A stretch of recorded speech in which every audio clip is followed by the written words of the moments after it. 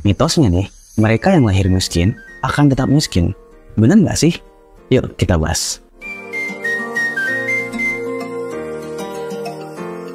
Yo guys, kita lagi bahas serius nih, yaitu tentang kemiskinan yang ada di Indonesia. Menurut data dari Badan Pusat Statistik atau BPS, persentase penduduk miskin di Indonesia telah turun dari 28,71% pada tahun 2012 menjadi 25,90% pada tahun 2023. Penurunan persentase ini tentu perlu kita apresiasi. Tapi pertanyaannya, apakah betul bahwa penduduk miskin di Indonesia itu persentasenya cuma 28,90% aja? Kalau kita ngikutin penelitian miskin dari BPS, mungkin betul, karena penelitian miskin dari BPS adalah seorang yang pengeluarannya per bulan mencapai Rp550.348. Artinya, kalau pengeluaran harian kamu mencapai 19.000 per hari, kamu bukan lagi dikategorikan sebagai penduduk miskin. Padahal jelas ya, kalau dipikir-pikir, 19.000 itu kan untuk per hari pengeluaran itu masih dikit banget. Apalagi untuk teman-teman yang memang tinggalnya di Jakarta. Gimana caranya 19.000 itu bisa cukup untuk makan, pakaian, transportasi, token listrik, sekolah anak, dan lain-lain. Jadi menurutku pribadi, kita mesti ngikutin atau ngeliat standar lain soal kemiskinan. Nah, kalau kita lihat standar internasional, batas kemiskinannya ternyata adalah $2,15 per hari atau hampir mencapai Rp33.000 per hari. Kalau kita pakai definisi ini, jumlah orang miskin atau penduduk miskin di Indonesia bisa naik drastis, mencapai 40%, hampir setengah penduduk Indonesia. Jadi kalau bisa disimpulin bahwa definisi miskin menurut BPS, menurutku udah nggak relevan lagi, apalagi kalau kita lihat kondisi lapangan yang terjadi saat ini. Nah, ada penelitian menarik nih, sekaligus juga menyedihkan sih, dari Semeru Institute. Berdasarkan penelitian mereka ngungkapin bahwa 40% anak yang lahir dari keluarga miskin akan tetap miskin ketika mereka dewasa. Dan anak-anak yang lahir dari keluarga miskin ini bakal punya pendapatan 80% lebih rendah daripada mereka atau anak-anak yang lahir dari keluarga yang lebih mapan. Fenomena inilah yang disebut sebagai kemiskinan struktural. Kemiskinan struktural simpelnya adalah ketika kita tidak punya terlalu banyak opsi atau alternatif untuk bisa keluar dari zona kemiskinan atau lingkaran setan kemiskinan yang menjebak kita atau keluarga kita. Nah, untuk lebih jelasnya, aku pengen ngasih lihat video cuplikan berikut ini. Tapi saya sebagai kuli bangunan itu lebih ke faktor keturunan. Ya bener, karena kakek saya, bapak saya, semua kuli bangunan. Dan di kampung saya tuh banyak banget kuli-kuli keturunan. Ya bahkan sampai ada mitos nih. Di kampung saya tuh ada mitos, seorang kuli bangunan salah satu anaknya bakal jadi kuli. Kalau misalnya nih, kuli bangunan punya anak dua, yang satunya bakal jadi kuli. Nah sialnya buat saya anak satu-satunya. Mau lari kemana itu darah kuli. Saya pewaris tunggal loh. Jadi kalau saya punya adik, saya bisa berharap dia yang jadi kuli gitu loh. Saya jadi mandornya lah. Dan itu bukan sekedar mitos sih kayaknya. Karena ada nih kerabat saya, paman saya, seorang kuli bangunan. Dia punya anak dua nih. Anak laki-lakinya jadi kuli bangunan.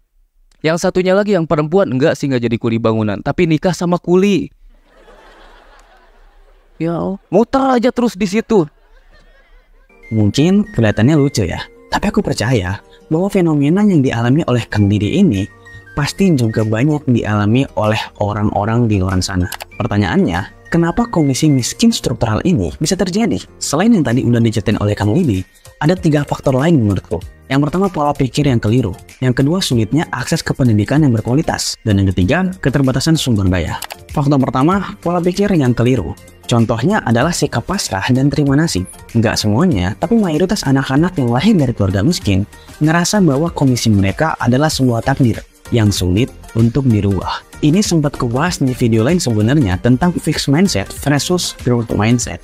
Mereka bisa mikir kayak gitu juga karena input dari orang tuanya, teman-teman, dan lingkungannya secara umum. Ada sebuah riset dari LIPI yang mengungkapkan fakta bahwa masyarakat miskin di wilayah tertentu cenderung melihat bahwa uang adalah sebuah hal yang negatif. Jadi ketika ada yang sukses, malah dijauhin. Dari kemarin saya udah pantau Pak, orang ini.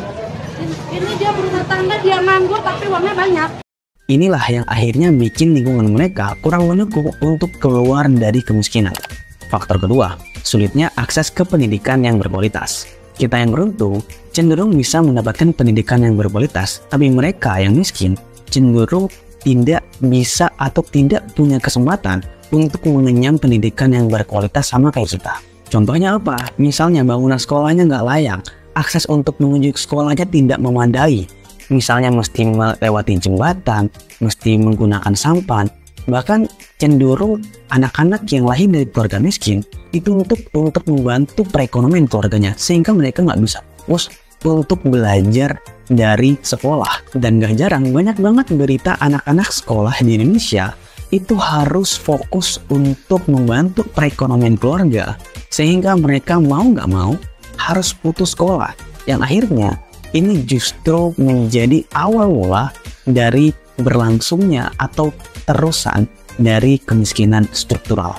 Faktor ketiga, keterbatasan akses sumber daya. Ada ungkapan bahwa jadi orang miskin itu biayanya lebih mahal dari jadi orang kaya. Kalau dipikir-pikir, iya juga, karena orang miskin cenderung sulit untuk dapetin akses ke pemodal buat modalin usaha mereka.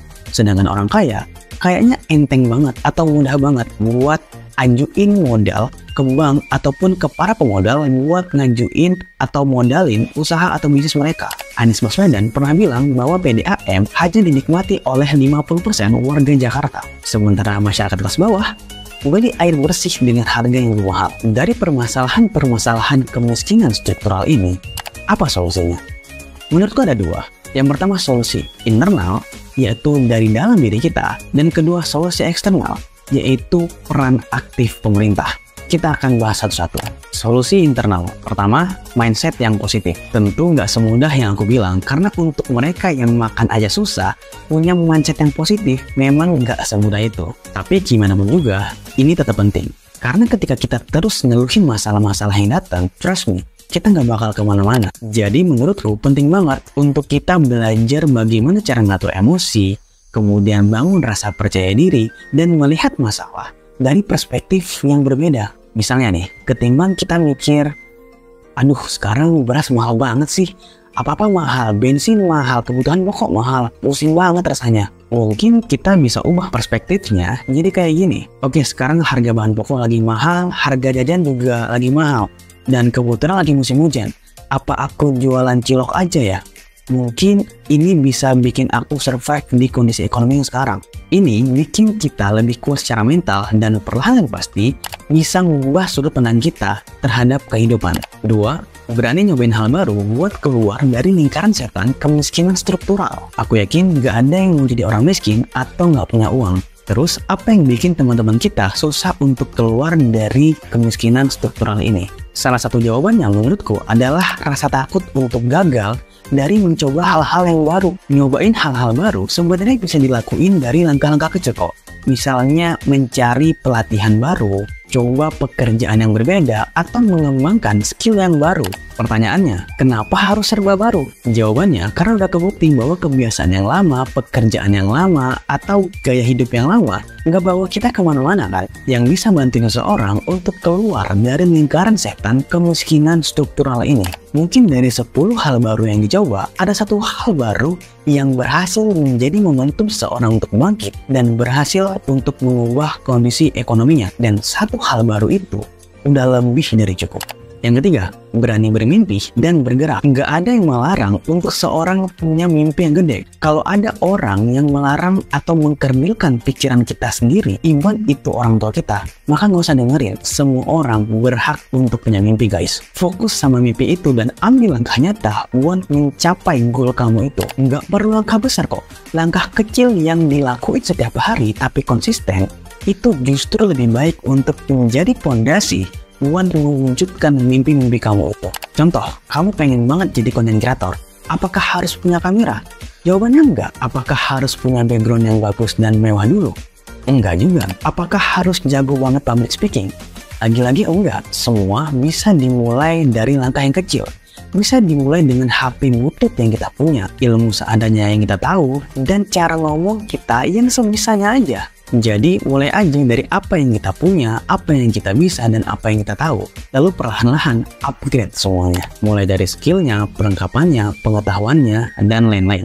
Nah sekarang, solusi eksternal, yaitu peran aktif dari pemerintah. Kemiskinan struktural juga nggak bisa lepas dari peran pemerintah. Rantai kemiskinan struktural ini menurutku bisa aja diputus oleh pemerintah dengan cara beberapa hal seperti mulai membuat rencana yang terstruktur, bikin program atau kebijakan yang mendukung rakyat kecil atau rakyat miskin, mulai dari akses pendidikan yang merata, pelatihan untuk menambah skill bagi masyarakat miskin, sampai dengan kebijakan untuk kemudahan masyarakat miskin buat dapetin modal usaha untuk meningkatkan taraf hidupnya. Jadi meskipun tentu ada hambatannya, tapi bukan hal yang mustahil kok untuk kita memutuskan rantai kemiskinan struktural ini. I know it can be very hard, tapi aku percaya selama ada kemauan, pasti ada jalan.